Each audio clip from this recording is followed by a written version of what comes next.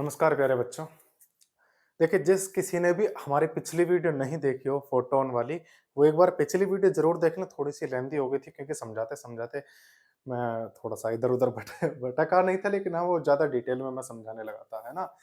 कोशिश तो यही करता हूँ कि मैं बहुत थोड़ा जल्दी-जल्दी कर जाऊँ, लेकिन भावनाओं में बहे चला जाता हूँ यार। तुम्हारे प्यार को देख कर के मैं पिघल जाता हूँ। यार मैं पिघल गया। चलिए, हमारी जो पिछली वीडियो थी उसमें हमने डिस्कस करा था कि फोटोन एक्चुअल में है क्या? फोटोन कैसा दिखता है? फोटोन का मास क्या है?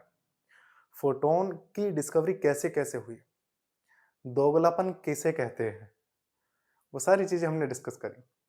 हम अब इस वाली क्लास में डिस्कस करने वाले हैं फोटोन की प्रॉपर्टी। और मैंने पिछली क्लास में ये एक क्वेश्चन सभी के लिए रखा था कि भई ये बताने के लिए कि लाइट हमेशा सीधी रेखा में क्यों चलती है? इसका मुझे जवाब चाहिए था। अभी बता देते हैं, है ना? देखिएगा, जो वेव होती है वो कुछ इस प्रकार से चलती है, जैसे सांप लहरता है ना? हम थोड़ी सी देर के लिए ऐसा मान लें कि हम साइकिल चला रहे हैं।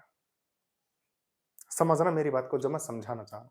हम साइकिल चला रहे हैं, स्पीड हमारी मंदी है, अचानक से टर्न आया। ऐसे देखिएगा कि हम, एक मिनट में इसको मिटा देता हूं। हम साइकिल चला रहे हैं, सड़क कुछ इस तरीके से है कि ऐसे मुड़ गई। हम क्या करें, साइकिल हमारी चल रही है ठीक ठाक स्पीड पे, तो हमें या तो स्पीड मंदी करनी पड़ेगी मोड़ पर, या फिर क्या करना पड़ेगा, इधर की तरफ झुकाना पड़ेगा अपने आप को, तभी जा पाएंगे। अगर नहीं झुकाया या स्पीड मंदी नहीं करी तो क्या होगा, सर जाएंगे ऐसे और यहाँ खेत में रिगड़ते हुए पहुंचेंगे, लाल पीले होते हुए, हड्डी मांस सब चमक जाएगा दूर दूर से ही, है ना? क्यों हुआ ऐसा? क्योंकि भैया स्पीड ज्यादा थी, हम मुड़ नहीं पाए। इस बार बाइक को ले लो, सर सड़क वही है, बाइक लेकर आए, स्पीड चल रही है हमारी 80-90 की, धुआंधार एकदम तेजम तेज। क्या करा, सर स्पीड मंदी करना भूल गए क्योंकि हमने आज ही चलानी सीखी थी। मोड़ का हमें पता नहीं था, हमने फिजिक्स पढ़ी नहीं थी कि खुद को बेंड भी करना होता है, झुकाना भी होता है। जब खुद को झुकाया नहीं, स्पीड मंदी करी नहीं, तो खेत में जाएंगे सरपट बनते हुए सांप बन जाएगा, कति नाग बन जाओगे, लाल पीले, है ना? अब यही काम होता है सड़कों पर कि जो सड़क होती है उनमें भी झुकाव दिया जाता है। जब मतलब जब सड़क ऐसे मुड़ती है ना, तो सड़क को मोड़ते टाइम पे मोड़ पर बाहर की तरफ से ऊंचा उठा दिया जाता है, और इधर से बिल्कुल नीचे की तरफ, जब स्पीड अगर आपको मंदी ना करनी पड़े, आप यूं जाएं, यूं घूमते हुए यूं आ जाए। क्योंकि जब आप बाहर जाने वाले होंगे तो सड़क जो उठी हुई है वो सड़क आपको रोक देगी बाहर जाने से। देसी भाषा में तो ये है, जब फिजिक्स में हम इसको पढ़ाएंगे तो किसी क्लास में बताएंगे आपको, ठीक है? अब देखिएगा, अब बात करते हैं ट्रेन की, कि सर ट्रेन की स्पीड बहुत धुआंधार तेजम तेज।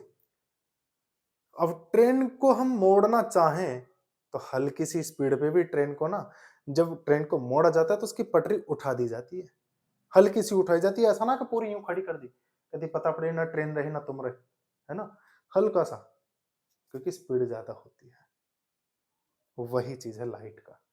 यहाँ पर मेरे प्यारे बच्चे एक बात समझिए, हम बाइक, कार, साइकिल, ट्रेन, जो भी कुछ हम चला रहे हैं, उसकी स्पीड इतनी ज्यादा तो नहीं है ना कि मोड़ पर मोड़ने के लिए भी हमें उसकी स्पीड मंदी करनी पड़ रही है। और ज्यादा से ज्यादा स्पीड कितनी हो सकती है आप ही बता दो, चलो 150 मान लो, किसी कार की स्पीड 150 किलोमीटर प्रति सेकंड मान लें, इतनी तो बहुत है।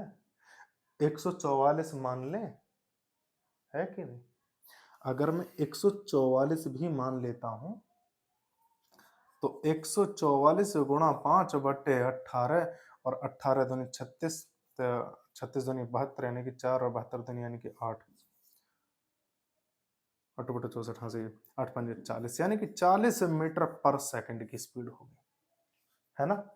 अब समझना बात को, जब कार इस स्पीड से चल रही है और उसको मोड़ने के लिए भी हमको स्पीड मंदी करनी पड़ रही है, वरना सीधे भगे चले जाएंगे, तो स्पीड ऑफ लाइट होती है मेरे प्यारे बच्चे 299792458 मीटर पर सेकंड, यानी कि लगभग 3 लाख किलोमीटर प्रति सेकंड। एक सेकंड में 3 लाख किलोमीटर अगर वो चलती है, उसको मोड़ पाना, उसको टर्न देना पॉसिबल है क्या? नहीं। जब यार इतनी स्पीड पे हम उसको टर्न नहीं दे पा रहे, हमको स्पीड मंदी करनी पड़ रही है, तो क्या इतनी स्पीड पे हम टर्न कर पाएगी वो लाइट? भैया कदापि भी नहीं, बिल्कुल भी नहीं कर पाएगी इस स्पीड पे। यहाँ पे आपका एक जेईई मेन का एक क्वेश्चन सॉल्व हो जाएगा, अभी मैं आपको बताऊंगा कि करना क्या है, कैसे, और क्वेश्चन किस तरीके से आया था। पहले ये समझिए कि स्पीड ज्यादा होने की वजह से लाइट मुड़ नहीं पाती, वो सीधी चली जाती है। क्योंकि स्पीड अगर हम यहाँ पे मंदी ना करें तो हम भी सीधे खेतों में, नालों में कूद जाते हैं। वही हाल इसका है। और ये इस देखो, इसके सामने कुछ भी ना है, ये कुछ भी ना है भैया। 3 लाख किलोमीटर और ये 40 मीटर, कोई वैल्यू ना है। लेकिन इतने पे प्राण पखेरु उड़ जा, मुड़ नहीं पाते, मंदी करनी पड़ती स्पीड। तो इतने पे कैसे सोच लेंगे कि भैया इस लाइट जो मुड़ जाएगी? संभव ही नहीं है। अब आपका सोचेंगे कि सर देखो, यहाँ पे और बाल की खाल निकालूंगा, समझना मेरी बात। यहाँ ये इतनी ज्यादा स्पीड आई क्यों, हुई क्यों, किसकी वजह से हुई? तो यहाँ पे इतनी ज्यादा स्पीड मेरे प्यारे बच्चे एक रीजन से होती है, जिसको मैं कहता हूं शॉर्ट वेवलेंथ, यानी कि बहुत ही छोटी तरंग दैर्ध्य। तरंग दैर्ध्य का मतलब यहां से लेकर यहां तक की डिस्टेंस को तरंग दैर्ध्य कहा जाता है, वेवलेंथ कहा जाता है। एक पीक से दूसरे पीक तक की डिस्टेंस, इसको वेवलेंथ कहा जाता है। बहुत छोटी होती है, बहुत ही ज्यादा। एवरेज की मैं बात करूं तो 500 नैनोमीटर होती है एवरेज, 500 नैनोमीटर, ठीक है। अब जब एवरेज इतनी होती है तो मेरे प्यारे बच्चे 1 मीटर का इतना पार्ट, यानी कि स्केल पे जो मिलीमीटर के निशान होते हैं ना, उनमें भी पता नहीं कई लाखवां हिस्सा बैठेगा ये। इतने तेज, यानी कि देखो ऐसे जाती है, ये तो बहुत धीमी है, फिर भी ऐसे ऐसे जो गई है, इतनी तेज जाती है कि मैं तो इंसान हूं, कुछ भी नहीं कर पाता। यानी कि इसके इन वाइब्रेशन, इसकी इस वे छोटी से छोटी वेवलेंथ की वजह से, तरंग दैर्ध्य की वजह से ये इतनी ज्यादा स्पीड आती है। भाई देखो ऐसे सोचो, लाइट ऐसे यूं चल रही है, यूं सांप की तरह लहरती है। अब ये क्या करे, एक ही जगह पे यूं जल्दी जल्दी करनी है इसको यूं, क्योंकि डिस्टेंस कम रखनी है ना, ये वाली वेवलेंथ कम, तो यूं हो जाएगी बहुत तेजी से। अब सीधी सी बात है कि तेजी से ही जाएगी, क्योंकि छोटा छोटा स्टेप लेने पड़ रहे हैं, तो तेजी से करना पड़ेगा, तेजी से करेगा, इसीलिए स्पीड इतनी ज्यादा हुई। अब स्पीड इतनी ज्यादा है तो इसीलिए वो मोड़ नहीं पाती, इसीलिए सीधी चलती है। और यही होता है, यानी कि एक क्वेश्चन यहां पे हमारा कंप्लीट हुआ। अब अगर मैं आपसे पूछता हूं कि the rectilinear propagation of light is due to, किसकी वजह से? ऑप्शन देता हूं, हाई वेलोसिटी, यानी कि उच्च वेग, अधिक वेग, या फिर शॉर्ट वेवलेंथ। बस दो ही ऑप्शन है, अब बता दो। जड़ तक पहुंचना है कि भैया प्रकाश का रेजुरेखीय संचरण जो होता है वो किसकी वजह से होता है? उसके अधिक वेग की वजह से होता है, या उसकी छोटी तरंग दैर्ध्य की वजह से होता है? तो बताएंगे आप ये वाला है ना, जो कि गलत होगा, क्योंकि मैंने कहा ना जड़ तक पहुंचना चाहिए।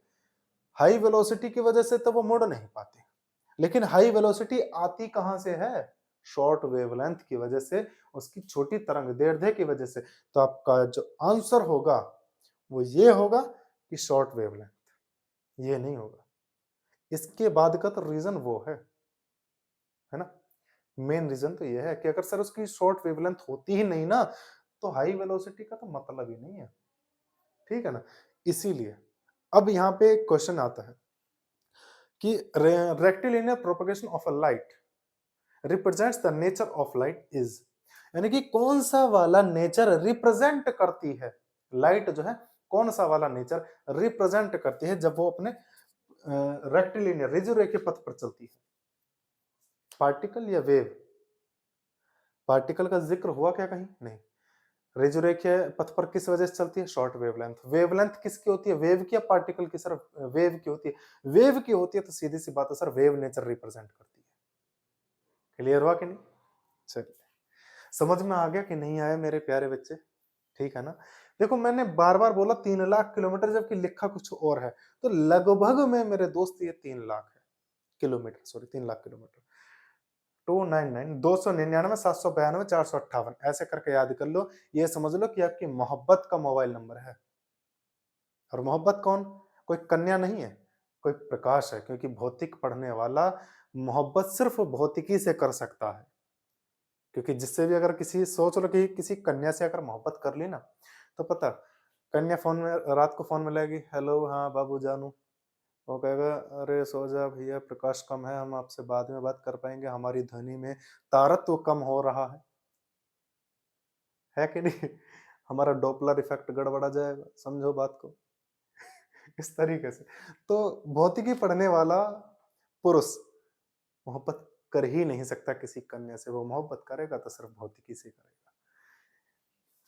कि पता चली आप मोहब्बत को अपनी किसी बाइक पर लेकर के फ्लाई ओवर पे बैठा करके ले जा रहे हो। अब फ्लाई ओवर से नीचे की तरफ जब बाइक आ रही है, आप तो फिजिक्स वाले हो, आपने क्या करा?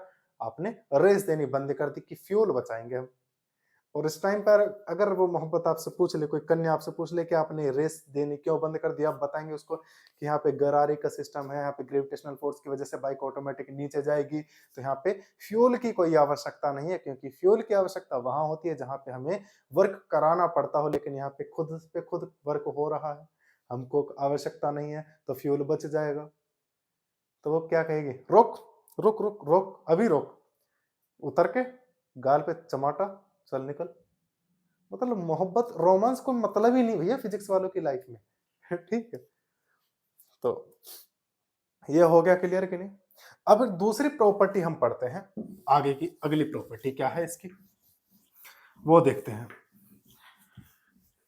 कि अभी जो मैंने बताया ना शॉर्ट वेवलेंथ, किसकी वजह से जो ऊपर नीचे जाती है ना, एक सेकंड में कितनी बार ऊपर नीचे जाएगी, फ्रीक्वेंसी क्या होती है इसकी? तो मेरे दोस्त इसकी जो फ्रीक्वेंसी होती है लगभग 10 की पावर 14 हर्ट्ज होती है। एक सेकंड में 10 की पावर 14 साइकिल बनते हैं, ऊपर नीचे 10 की पावर 14 ऊपर, 10 की पावर 14 बार नीचे, ऐसे जाएगी एक सेकंड में। इसी को कहा जाता है फ्रीक्वेंसी, जिसको हम हिंदी की बात करें मेरे प्यारे मित्र, आवृत्ति कहते हैं। अब आवृत्ति क्या है कि सर, अगर आवृत्ति कहां से मिलती है, देखो सपोज दैट कि ये जो हाथ है मेरा, यहाँ पे कोई टॉर्च या कोई लाइट का कोई सोर्स है। अब यहाँ से जब लाइट निकलेगी तो क्या फोटोन की फॉर्म में निकलेगी? तो ये लाइट, ये जो सोर्स है ना, ये सोर्स जस्ट टाइम फोटोन्स को निकालेगा उसी टाइम पे निर्धारित कर देगा कि भैया जितने सारे तुम फोटोन निकल के जा रहे हो ना, तुम्हारी फ्रीक्वेंसी उतनी होनी चाहिए जितनी मैं दे रहा हूं, ना कम हो ना ज्यादा हो, क्योंकि तुम्हें फ्रीक्वेंसी देने वाला मैं हूं। सोर्स ऐसा बोलेगा फोटोन से। तो सीधी बात क्या है कि भैया सोर्स पे डिपेंड करती है फ्रीक्वेंसी, सोर्स पे, स्रोत पर डिपेंड करती है आवृत्ति, मीडियम पे डिपेंड नहीं करती। सोर्स क्या कहेगा कि तुम्हें जहां जाना है, जैसे जाना है जाओ, मुझे दिक्कत नहीं, लेकिन तुम्हारे पास एनर्जी उतनी होनी चाहिए जितनी मैं दे रहा हूं, ना कम हो ना ज्यादा हो। समझ रहे हो ना? और जो एनर्जी डिपेंड किस पे करती है? फ्रीक्वेंसी पे। यानी कि सीधी सी बात वो ये कहना चाह रहा है कि जितनी फ्रीक्वेंसी, जितनी आवृत्ति मैं दे रहा हूं ना, उतनी आवृत्ति तुम्हें एंड तक रखनी है अपने पास, कहीं भी ना कम हो ना ज्यादा हो। मीडियम भले कोई भी आए, माध्यम कोई भी आए, अब यहाँ क्या हो कि भैया पहले आ जाए एयर, उसके बाद आ जाए वाटर, उसके बाद आ जाए ग्लास। सोर्स यहाँ है, फोटोन निकल के जा रहे हैं, तो फोटोन से सोर्स ने क्या कहा कि भैया एनर्जी उतनी रखनी है। एनर्जी का मतलब कि सिर्फ फ्रीक्वेंसी वही रहनी है चाहिए, तो यहाँ भी फ्रीक्वेंसी वही रहेगी, यहाँ भी फ्रीक्वेंसी वही रहेगी, यहाँ भी फ्रीक्वेंसी वही रहेगी।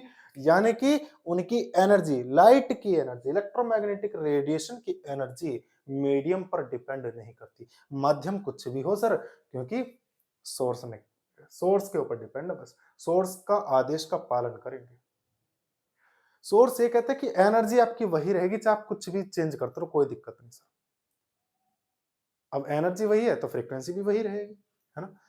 अब सर दिक्कत ये आती है कि सर फिर माध्यम जब बदला है ना, मीडियम जब हमने चेंज करे हैं, तो क्या चीज चेंज हुई है। तो चेंज क्या हुई है वो समझा देते हैं कि जब एयर में जाएगा तो देखो एग्जैक्ट मैंने इसकी स्पीड अभी क्या लिखी 299792458 मीटर पर सेकंड, ये वैक्यूम में होता है। जैसे ही एयर में जाएगी तो यहाँ पे इसकी स्पीड कम हो जाएगी मेरे प्यारे बच्चे। यहाँ पे जो स्पीड है इसकी हो जाएगी 29979 सॉरी 778 और 314 कम हो गई एयर में। वाटर में गए और ज्यादा कम, लगभग 2.5 इंटू 10 की पावर 8 मीटर पर सेकंड, यानी कि जिसको हम यहाँ पे 2.9 इंटू 10 की पावर 8 लिख रहे थे वो यहाँ पे इतना हो जाएगी वाटर में जाकर। गिलास में देखा तो और ज्यादा कम हो जाएगी मेरे प्यारे बच्चे।